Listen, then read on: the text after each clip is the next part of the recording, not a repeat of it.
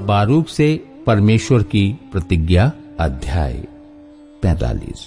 योशिय्याह के पुत्र यहूदा के राजा यहोयाकीम के राज्य के 4थे वर्ष में, जब नेरिय्याह का पुत्र बारूक यिर्मयाह भविष्यद्वक्ता से भविष्यद्वाणी के ये वचन सुनकर पुस्तक में लिख चुका था, तब उसने उससे ये वचन कहा, इज़राइल का परमेश्वर यहोवा तुझसे यूं कहता है, हे बारूक, तूने कहा, हाय मुझ पर, क्योंकि यहोवा ने मुझे दुख पर दुख दिया है।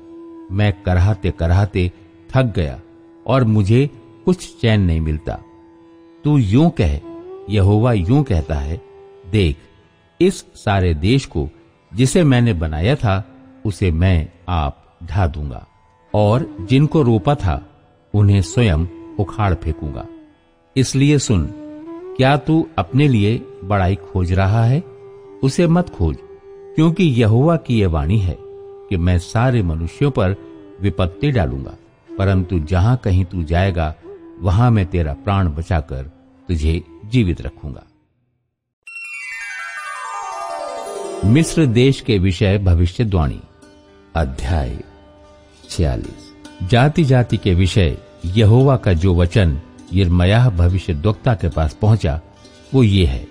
मिस्र के विषय, मिस्र के राजा फिरौन निको की सेना, जो फरात महानद के तट पर कर्कमीश में थी और जिसे बेबीलोन के राजा नबूकदनेस्सर ने योशिय्याह के पुत्र यहूदा के राजा यहोयाकीम के राज्य के 4थे वर्ष में जीत लिया था, उस सेना के विषय ढालें और फरियां तैयार करके लड़ने को निकट चले आओ।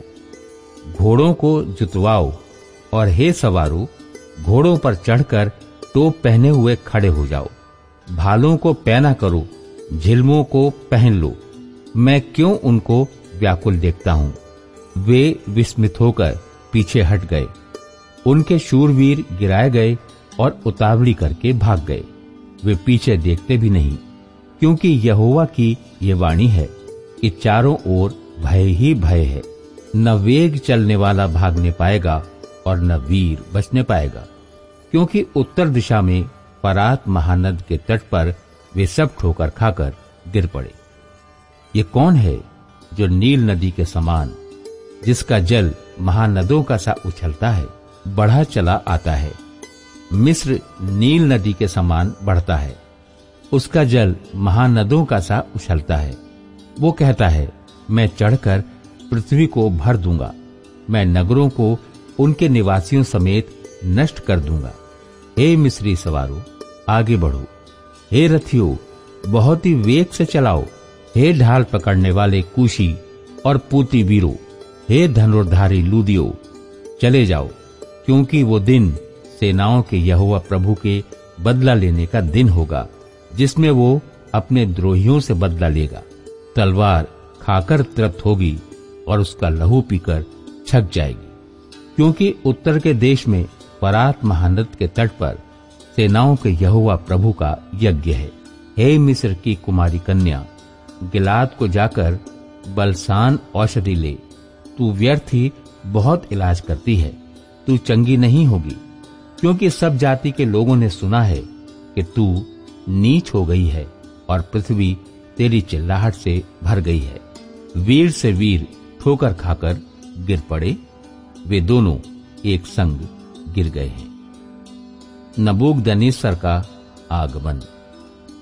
यहोवा ने यिर्मयाह भविष्यद्वक्ता से ये वचन भी कहा कि बेबीलोन का राजा नबूकदनेस्सर कैसे आकर मिस्र देश को मार लेगा।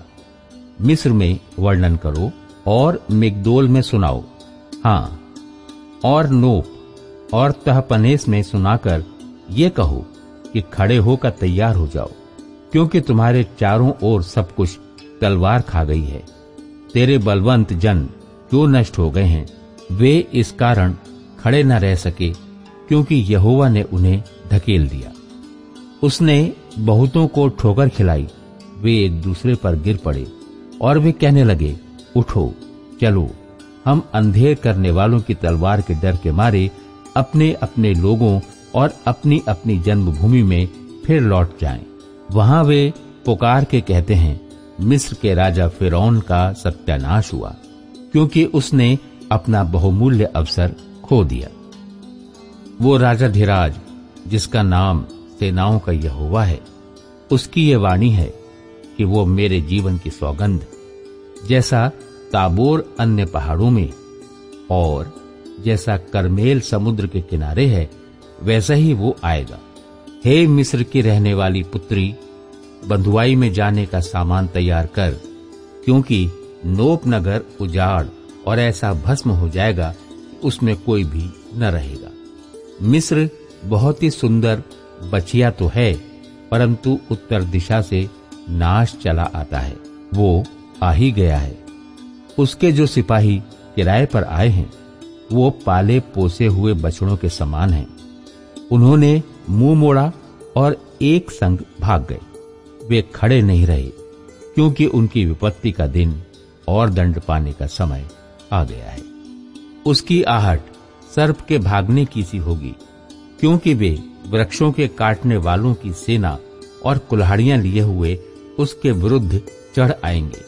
यहोवा की ये वाणी है कि चाहे उसका वन बहुत ही घना हो, परंतु वे उसको काट डालेंगे, क्योंकि वे टिड्डियों से भी अधिक अनगिनत हैं।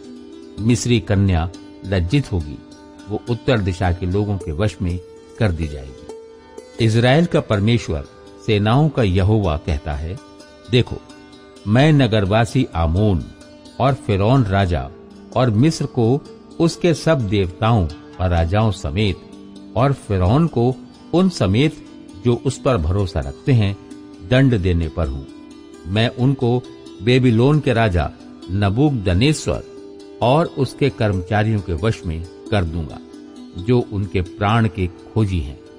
उसके बाद वो प्राचीन काल के समान फिर बसाया जाएगा। यहोवा की ये वाणी है। इज़राइल के विषय भविष्यद्वाणी। परंतु हे मेरे दास याकूब, तू मत डर, और हे इज़राइल, विस्मित ना हो, क्योंकि मैं तुझे और तेरे वंश को बंधुआई के दूर देश से छुड़ा ले आऊंगा। याकूब लौटकर चैन और सुख से रहेगा, और कोई उसे डराने न पाएगा। हे मेरे दास याकूब, यहोवा की ये वाणी है कि तू मत डर, क्योंकि मैं तेरे साथ हूं, और यद्यपि मैं उन सब जातियों का अंत कर डालूंगा जिससे मैंने तुझे जबरन निकाल दिया है, तो भी तेरा अंत ना करूंगा। मैं तेरी ताड़ना विचार करके करूंगा, परंतु तुझे किसी प्रकार से निर्दोष न ठहराऊंगा।